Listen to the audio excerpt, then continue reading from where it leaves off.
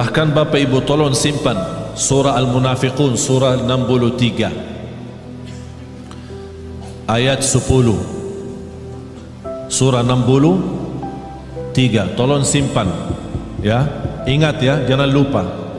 Surah 63 ayat 10. Allah jelaskan di ayat itu apa keinginan orang yang sudah mati.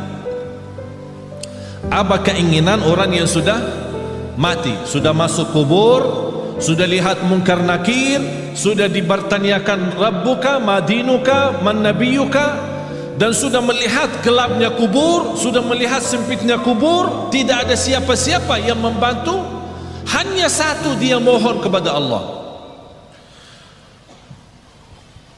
وَأَنْفِقُوا مِمَّا رَزَقْنَاكُمْ مِنْ قَبْلِ أَنْ يَأْتِيَ أَحَدَكُمُ الْمَوْتُ فيقول رب لولا أخرتني إلى أجل قريب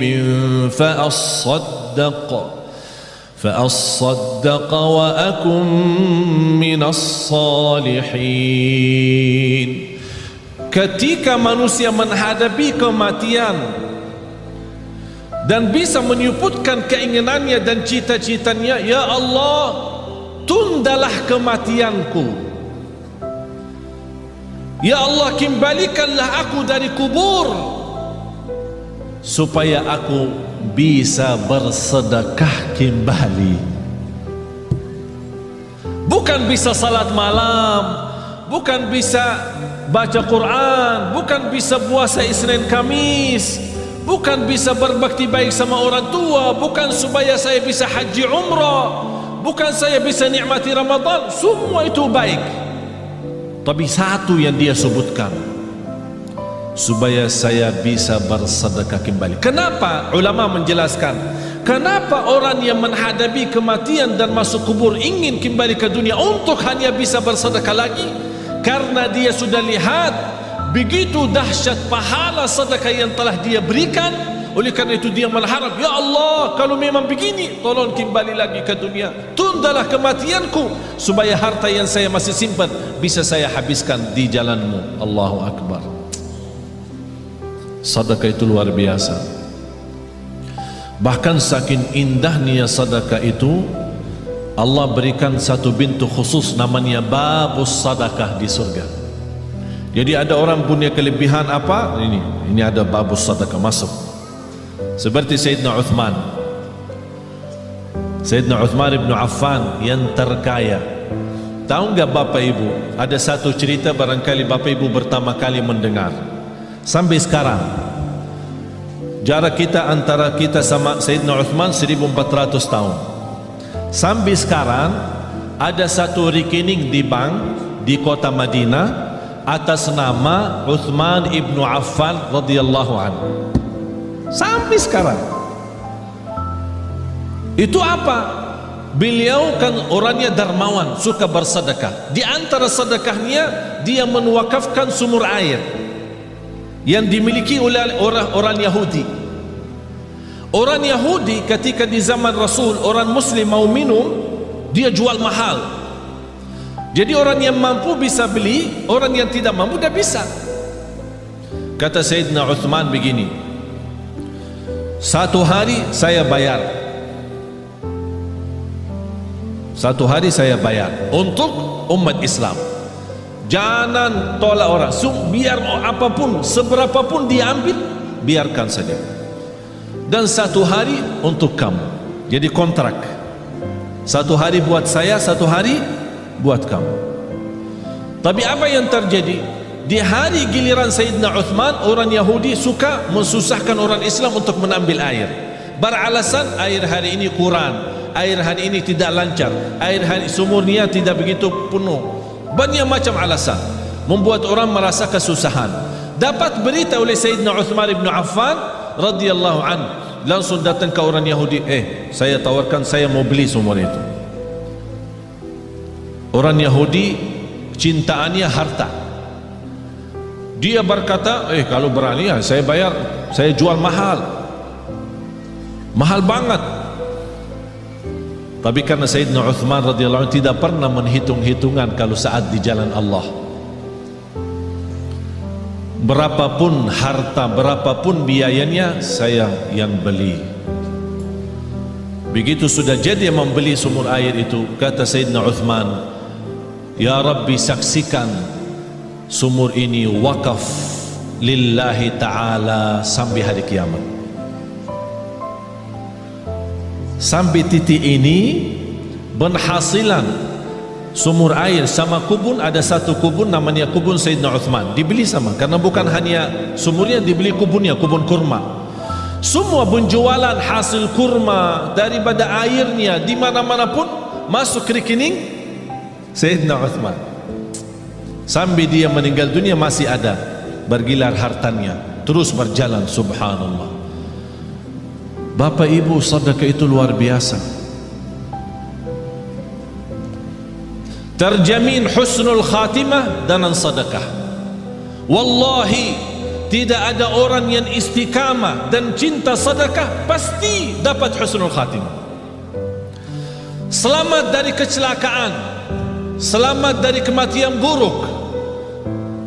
Kalau kita bilang kecelakaan termasuk kebakaran, bahkan disebut dalam hadis selamat dari kematian mendadak. Karena salah satu ciri hari kiamat, akhir zaman, banyak meninggal dunia mendadak. Pas naik mobil meninggal, pas lagi makan meninggal, mendadak namanya. Supaya selamat dari mendadak, jangan sampai kita mati dalam keadaan buruk maupun mendadak, jagalah sedekah. Allah lindungi dari kematian mendadak, dari kematian buruk, dari kematian kecelakaan.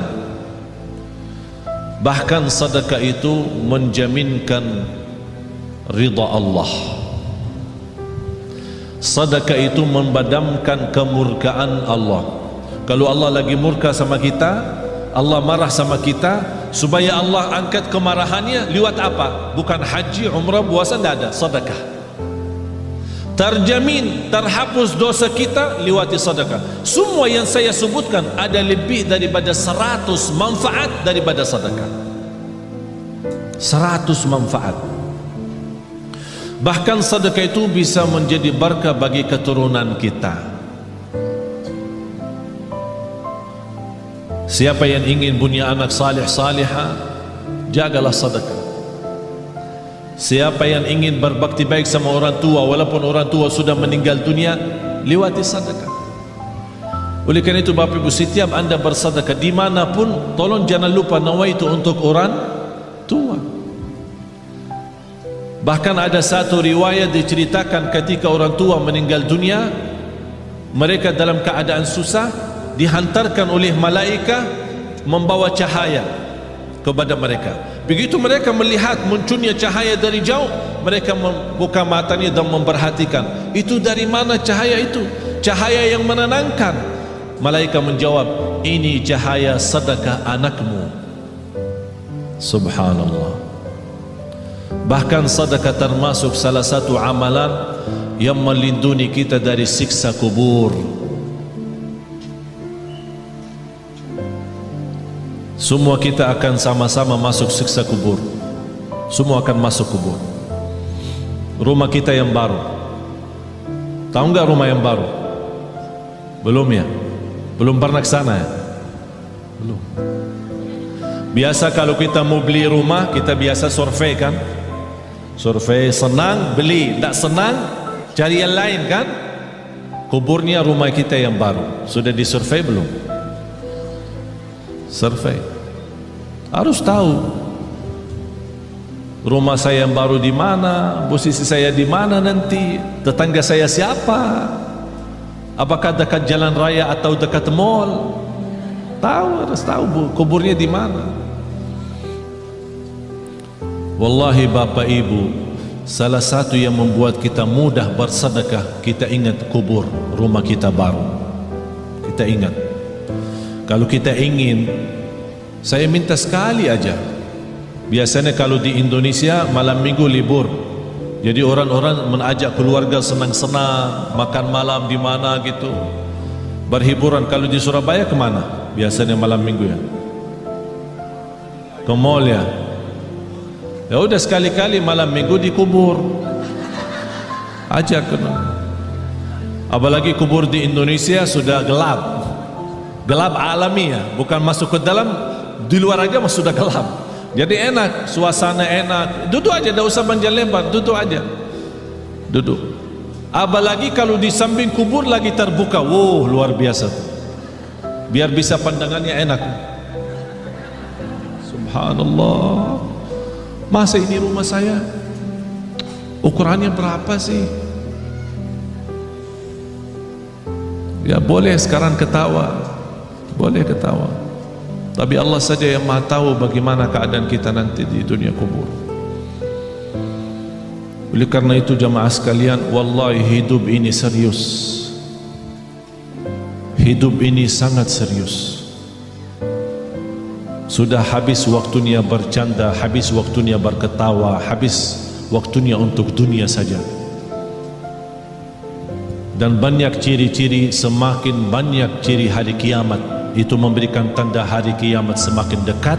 Bahkan yang lebih dekat adalah kematian. Tidak ada yang bisa jamin berapa sisa umur kita. Sekarang kalau saya bertanya, yakin hidup atau yakin mati? Bukan yakin hidup. Yakin mati daripada yakin hidup. Kenapa? Karena tidak ada yang bisa jamin hidup sampai besok. Tapi bagi orang yang bersedekah, kapanpun dijemput kematian, dia siap. Dan saya minta bukan sedekah yang biasa-biasa, tapi sedekah yang luar biasa. Jangan kita sedekah biasa tapi minta ya Allah berikan rezeki yang luar biasa. Harus kita juga adil. Harus kita adil. Allah akan berikan yang luar biasa kalau kita juga bersedekah yang luar biasa. Wallahi Bapak Ibu, yang namanya harta bukan yang kita simpan, tapi yang harta sesungguhnya adalah yang kita memberi. Itulah yang namanya harta kita. Tapi yang harta kita simpan, wallahi bukan harta kita. Karena besok meninggal dunia dinikmati oleh ahli waris. Bahkan bisa ahli waris salah guna dan dosanya kita tanggung. Saya punya teman, keluarganya hampir 7 tahun bersaudara, pecah kakak adik, tidak bersalaman, tidak bersilaturahim, tidak, ini sebab harta. Teman saya di Mahkamah Agung menceritakan ada keluarga 20 tahun mondar-mandir ke mahkamah, urusan harta belum selesai, 20-an tahun. Harta menyakitkan, harta memecahkan. Apa guna harta kalau seperti itu? Na'udzubillah. Harta yang berguna, yang membuat kita senang, yang membuat kita bahagia, itulah yang namanya harta nikmat. Oleh karena itu kata Rasulullah, sebaik-baik harta di tangan hamba yang salih. Sebaik-baik harta di tangan hamba yang salih. Kenapa di tangan hamba yang salih? Karena hamba yang salih tidak pernah salah guna harta itu. Bahkan dia menjadikan harta jembatan menuju ridha Allah, menuju surga Allah. Jangan anda berkata saya tidak bisa berikan apa-apa. Dan saya tidak minta Bapak Ibu sekarang sebelum anda pulang udah kosongkan rekening semua, blokir, habiskan, transfer semua isi rekeningnya kepada Yayasan Nurul Hayat. Saya tidak minta anda sekarang buka tasnya, habiskan semua yang ada isinya. Tapi lepas ini, aduh, gara-gara Syekh jadi begini. Karena kita belum memiliki iman seperti Abu Bakar As-Siddiq. Abu Bakar As-Siddiq datang Sayyidina Umar ketika Rasul mau hijrah. Sayyidina Umar datang membawa separuh harta. Sayyidina Umar waktu itu cukup kaya, separuh. Jadi kalau punya 2 rumah, ikhlas 1 rumah. Kalau punya 2 mobil, ikhlas 1. Kalau punya 2 istri, ikhlas 1. Subhanallah, luar biasa. Separuh harta dia ikhlaskan. Sampai Sayyidina Umar merasa dirinya sudah begitu luar biasa berbuatan kebaikan. Barangkali tidak ada yang terbayang, siapa yang mau kurbani separuh harta? Kalau kita tabungan akhirat, tabungan rekening kita 100 juta, berani nggak 50 juta? Ya berpikir dulu katanya, berpikir dulu.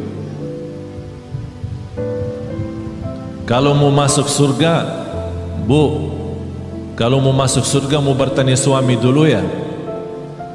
Mau bertanya suami dulu ya. Banyak yang salah mengerti soal nafkah.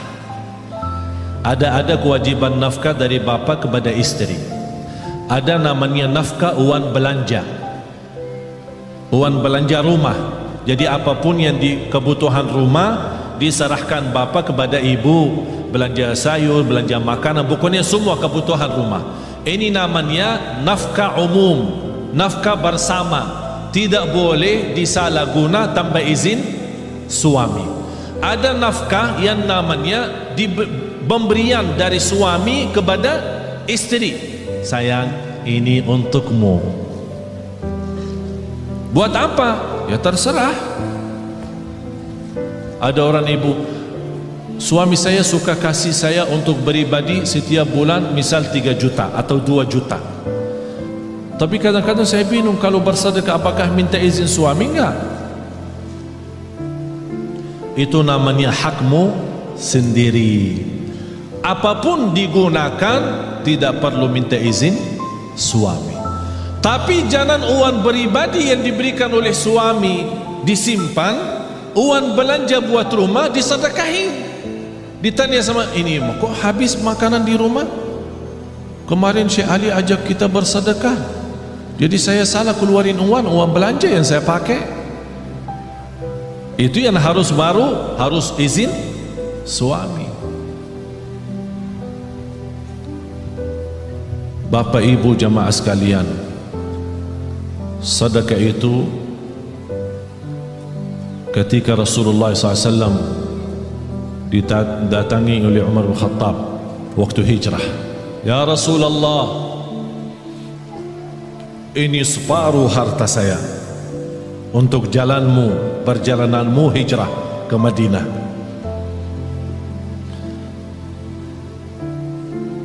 Rasulullah bertanya, apa yang kamu sisakan untuk keluargamu? Alhamdulillah masih tersisa separuh.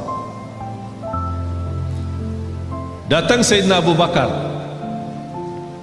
dilihat sama Sayyidina Umar, berapa sih mau diberi sama Abu Bakar? Aku aja sudah separuh. Tidak terbayang apa yang akan diberi oleh Sayyidina Abu Bakar. Ya Rasulullah, ini hartaku. Apaan ini? Ini hartaku semuanya. Apa yang kamu tinggalkan untuk keluargamu? Allah. Saya tinggalkan Allah. Sayyidina Umar berkata, saya tidak akan berani lagi lawan Sayyidina Abu Bakar. Tidak bisa lagi. Gimana Sayyidina Abu Bakar istimewa sendiri. Tapi bapak ibu jangan coba-coba ya. Datang ke Yayasan Nurul Hayat, ini harta saya semua, terus buat keluarga saya tinggalin Allah. Gila loh, dianggap gila. Tak wajar. Tapi yang saya minta bapak ibu, boleh anda bersedekah, tapi tolong sekali-kali kita tunjukkan sedekah yang terbaik. Segala sesuatu kalau berlebihan ujung-ujungnya tidak baik selain sedekah. Walaupun berlebihan tak ada rugi. Wallahi terjamin barakah, rizkinya terjamin lancar, bahkan membuat hati kita tenang karena kita hidup apa adanya.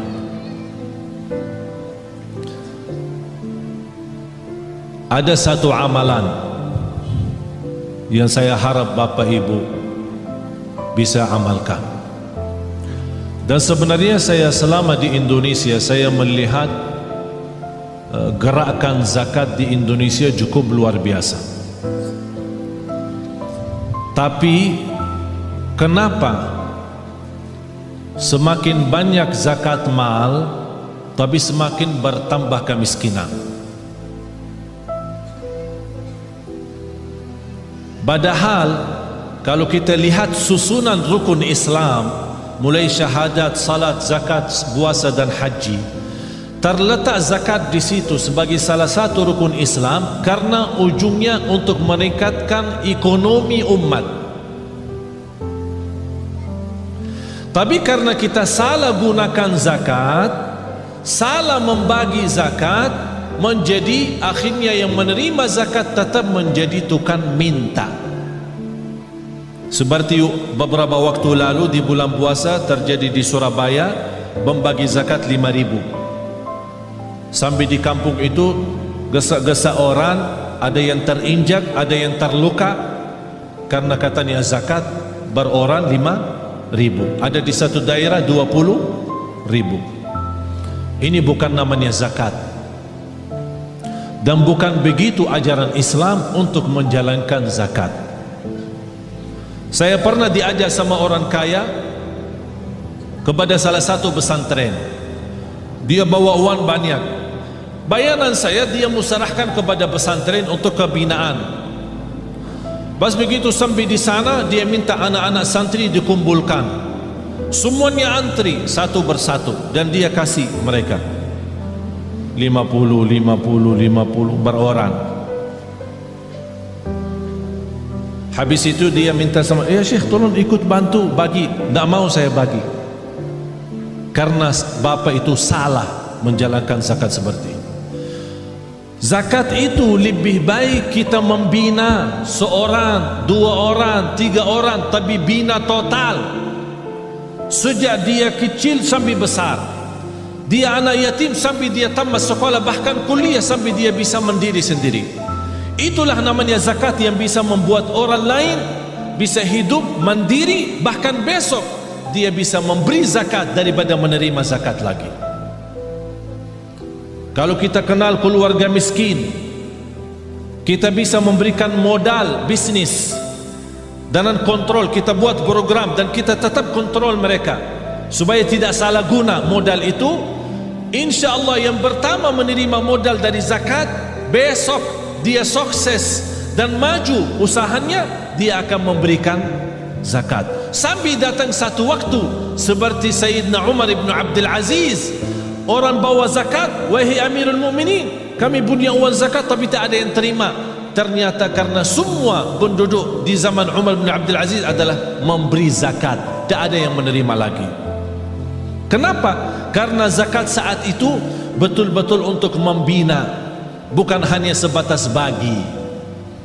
Oleh karena itu saya harap termasuk Yayasan Nurul Hayat tolong difikirkan bagaimana cara orang-orang yang kita lihat dia baik, salih, salihah, tapi dibutuhkan pimpinan, dibina mereka supaya mereka bisa berusaha sendiri, berbisnis sendiri. Apapun yang mereka mampu, apa itu dalam jahitannya, apakah itu dalam masakan makanan, apa itu, apa saja kemampuan mereka, kita bisa support mereka dalam modal zakat.